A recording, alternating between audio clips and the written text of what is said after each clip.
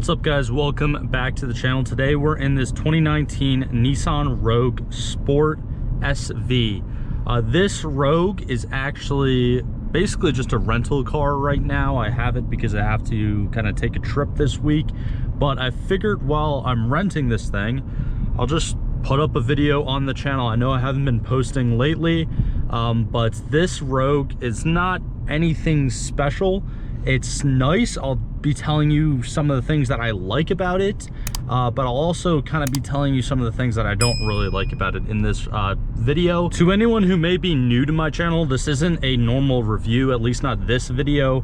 I should have already posted the actual review I did on it, probably before this video gets out, but this is more of just a POV driving video to kind of get you guys, or give you guys a better like look at how this thing actually looks while driving, just the interior, some of the features, and just my overall personal thoughts and opinions on it. I'm not really going to be going into the specs that much. I think I'll just list off like the power numbers. It's right around 140 horsepower and foot-pounds of torque. I think it's right around like 3,400 pounds for its curb weight, if I remember correctly. It's a regular 2-liter inline-4 naturally aspirated engine. It's all-wheel drive, has a CVT transmission, which I know that they have a bad rap on some of these older Nissan models. See if I can beat the yellow light here. Oh, all right. Well, I kind of just flew through a red light. It's all good, guys. You definitely did not see this. This is filmed in Mexico. That's all CGI. I'm definitely not on a public road right now. But anyways, getting back to this Rogue. So yeah, the CVT transmission, it's not terrible, but it's not like the best either. It's kind of so-so. I don't really have any crazy opinions on it, good or bad. But I do know that reliability wise, some people absolutely hate them. So if you have more knowledge about why that kind of rumor is around about them, or why they have that bad rap, let me know down in the comments below. Also, I know I didn't say this in the beginning, but while you're down there, definitely be sure to, you know, leave a like, subscribe, all that normal stuff that every YouTuber tells you to do. We're close to 5,000 subscribers, which is pretty amazing on the channel. But yeah, I do really appreciate all the support. But now that we're at just this red light chilling, I'd like to just show you like the touchscreen, so you have your time, your audio, and I do like how on Sirius it actually gives you, like, you know, little icons and stuff for the channel. I think that's kind of cool. And then just where you are and the weather, which is pretty neat. And I haven't really messed around with the navigation that much, but over this weekend I actually have a long road trip that I'm taking this thing on from here in New Jersey all the way down to right around like Raleigh, North Carolina, and then back again. So I'll be messing around with the navigation then. So hopefully it is good. I'm probably not just gonna have, you know, the address on my phone like the whole time. Another thing that I actually really like about this interior is the steering wheel design. I just like the little flat bottom here. It's subtle. Yes, the leather is still kind of cheap feeling. It's nothing special, but I do like it. I think it adds a little bit more character in the interior. And this being the, I think, Sport SV trim, it's the most popular trim, and it's not necessarily the cheapest or like base model trim, but it's pretty close to it. So you kind of have this cloth interior all the way around. It's nothing special. One thing that I find really weird is the seat warmers, like the seat heaters. Their controls are like down here right in front of the center console, which is kind of awkward to get to. But another thing that I actually really like, I don't know if you guys could see it, but for some reason my wallet just fits perfectly in this like little phone holder spot. So I know that's kind of stupid, but that works too. So yeah, I do like the touchscreen. I like some of the options and stuff that this Rogue does have to offer.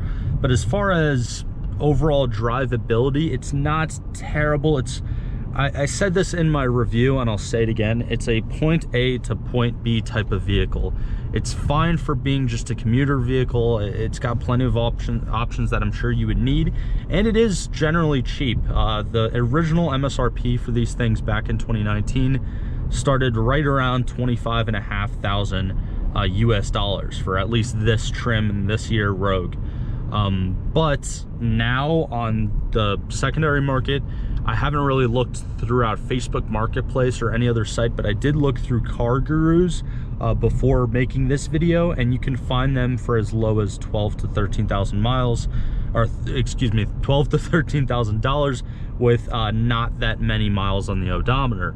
So these are another good kind of example of just a kind of point A to point B kind of car.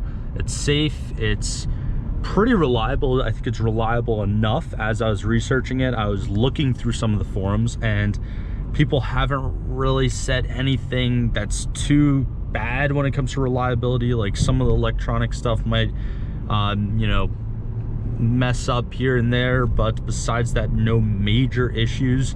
Also, with the engine not being a turbo engine, again, you don't really get the power that is kind of like the industry standard. I feel like every SUV has an turbo inline 4 in it now, and everything's making right around like almost 300 horsepower for the most part. Obviously there are exceptions, but since it's not a turbo engine, I'm sure that you probably get a decent amount of more like longevity and life out of the engine, considering that, you know, there's not like these components that are getting really hot and kind of beat down and wore down quicker than just a simple like naturally aspirated engine like this one. Also, another thing that I wanted to say, even though it's only got 140 horsepower and torque, it's still 3,400 pounds and it's all-wheel drive. So just taking some of these corners, obviously I'm not speeding, I'm going like 35 through this park, but it handles it very nice. I'm sure that in bad weather and rain, snow, sleet, whatever, it's probably not the worst thing you can have. In fact, it's probably a pretty damn good vehicle for someone who is a newer driver, to just keep them safe on the road. So that's something to be aware of too. If you're maybe a parent and you're looking in the secondary market for one of these, and you just happen to come across this video, I'm sure that it would be safe for any new driver in your household. But yeah, besides that, there's really not much to say about this Nissan Rogue. Honestly, it's a smaller, it's like their kind of crossover SUV. I guess you can just call it a regular crossover, but I think it's a little bit bigger than some of the Honda, I think, HRVs and CRVs out there. But yeah, I personally, I don't really love it, but I don't hate it. It's just kind of here, it exists. It's very, very mid-tier for me personally. The biggest turnoff for the Rogues, honestly, in my opinion, and this goes throughout multiple different years and multiple different generations. I don't know, maybe the older ones are kind of more boxy, but I never really liked the curvy kind of egg-shaped design, like exterior design, that so many manufacturers are making like all of their SUVs or crossovers with nowadays. I like more of the kind of rugged, boxier design. Your Jeep Wranglers, if we're talking about Nissan, your Nissan Pathfinders. My own family, my parents actually have a 2011 Pathfinder. I believe it's the 5th gen. One of the first videos I did on my channel, by the way. So if you want to laugh at me and how terrible I was at making videos when I first started this channel, I'll leave a link to that original review up top on the video right now. But I just like that design better. Even like this Honda Pilot right here. I mean, I know that's kind of like the sister car for the Pathfinders, but I just like personally that design better. Whereas these more curved and smoother SUVs, it just, I don't know, it just seems a little bit weird to me. But that is all personal beliefs. And again, this video, yes, it's got some information in it, but it's not nearly got as much information as my reviews. So if you want to check out the full review of this 2019 Nissan Rogue, I'll put the link somewhere in this video up on top, and it'll be down in the description as well. But let me know your thoughts and opinions on it, because again, these POV driving videos, they're more of just me spewing out my opinions. I know sometimes down in the comments you guys really agree with me, and then other times people really disagree with me. So just let me know down there what you guys think, if you have one, and if you do have one, what you love about it, what you hate about it. But yeah, Again, like always, definitely be sure to leave a like down below, subscribe, turn on post notifications, comment, all that stuff. Really does help me out as a smaller YouTube channel here in 2023 when everyone has like 100,000 subscribers. But yeah, all that stuff really does help me out a lot, and I really do appreciate it. And thank you guys so much for sticking to the end of this video. And like always, I hope you have a great rest of your day, and I'll see you guys in the next one.